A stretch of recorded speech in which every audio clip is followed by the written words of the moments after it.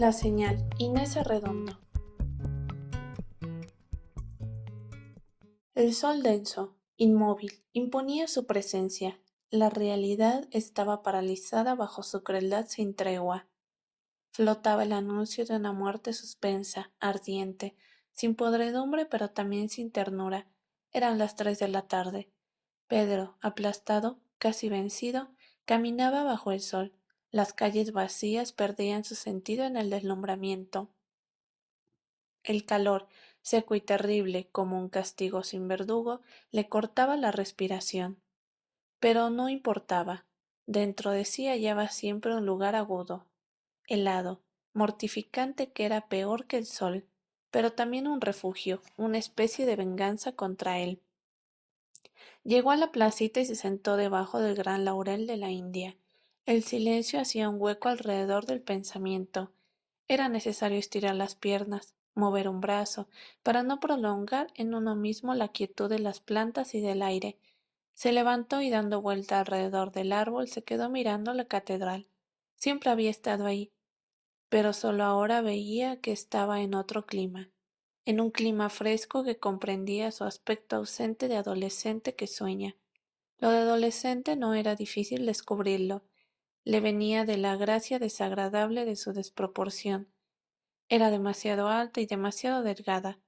Pedro sabía desde niño que ese defecto tenía una historia humilde, proyectada para tener 3 naves. El dinero apenas había alcanzado para terminar la mayor, y esa pobreza inicial se continuaba fielmente en su carácter limpio de capilla de montaña. Cruzó la calle y entró, sin pensar que entraba en una iglesia. No había nadie, solo el sacristán se movía como una sombra en la penumbra del presbiterio. No se oía ningún ruido. Se sentó a la mitad de la nave, cómodamente, mirando los altares, las flores de papel. Pensó en la oración distraída que haría otro, el que se sentaba habitualmente en aquella banca, y hubo un instante en que llegó casi a desear creer así, en el fondo, tibiamente, pero lo suficiente para vivir. El sol entraba por las vidrieras altas, amarillo, suave, y el ambiente era fresco. Se podía estar sin pensar, descansar de sí mismo, de la desesperación y de la esperanza. Y se quedó vacío, tranquilo, envuelto en la frescura y mirando al sol apaciguado deslizarse por las vidrieras. Entonces oyó los pasos de alguien que entraba tímida, furtivamente. No se inquietó ni cambió de postura siquiera. Siguió abandonado a su indiferente bienestar hasta que el que había entrado estuvo a su lado y le habló. Al principio creyó no haber entendido bien y se volvió a mirarlo. Su rostro estaba tan cerca que pudo ver hasta los poros sudorosos, hasta las arrugas junto a la boca cansada. Era un obrero.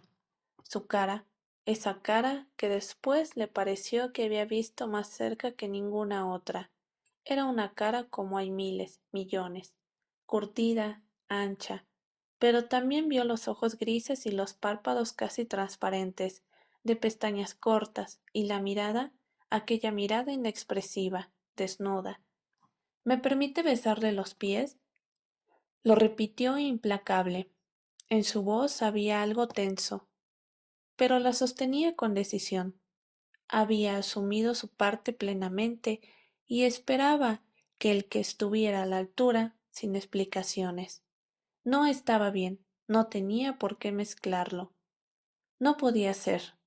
Era todo tan inesperado, tan absurdo. Pero el sol estaba ahí, quieto y dulce, y el sacristán comenzó a encender con calma unas velas. Pedro balbuceó algo para excusarse. El hombre volvió a mirarlo. Sus ojos podían obligar a cualquier cosa, pero solo pedían. Perdóneme usted, para mí también es penoso, pero tengo que hacerlo. Él tenía. Y si Pedro no lo ayudaba, ¿quién iba a hacerlo? ¿Quién iba a consentir en tragarse la humillación inhumana de que otro le besara los pies? ¿Qué dosis tan exigua de caridad y de pureza cabe en el alma de un hombre? Tuvo piedad de él. Está bien. ¿Quiere descalzarse? Era demasiado. La sangre le zumbaba en los oídos. Estaba fuera de sí, pero lúcido, tan lúcido que presentía el asco del contacto, la vergüenza de la desnudez, y después el remordimiento y el tormento múltiple y sin cabeza. Lo sabía, pero se descalzó. Estar descalzo así, como él, inerme y humillado, aceptando ser fuente de humillación para otro. Nadie sabría nunca lo que era eso. Era como morir en la ignominia, algo eternamente cruel. No miró al obrero, pero sintió su asco, asco de sus pies y de él, y de todos los hombres, y aun así se había arrodillado con un respeto tal que lo hizo pensar que en ese momento, para ese ser, había dejado de ser un hombre y era la imagen de algo más sagrado.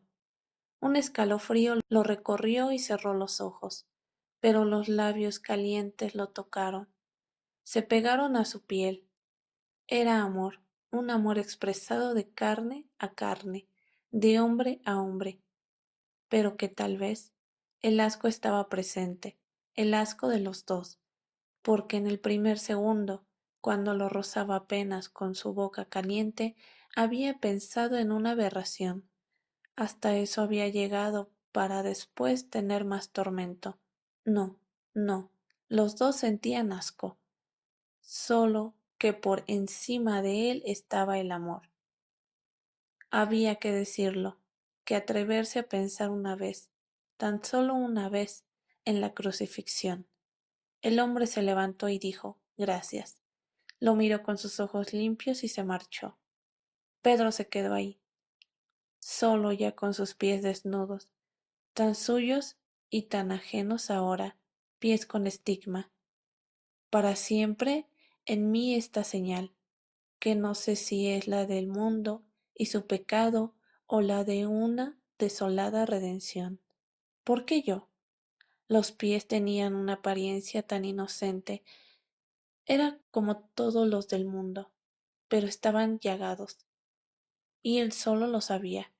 Tenía que mirarlos, tenía que ponerse los calcetines, los zapatos. Ahora le parecía que en eso residía su mayor vergüenza, en no poder ir descalzo, sin ocultar, fiel. No lo merezco, no soy digno. Estaba llorando. Cuando salió de la iglesia, el sol se había puesto ya. Nunca recordaría cabalmente lo que había pasado y sufrido en ese tiempo.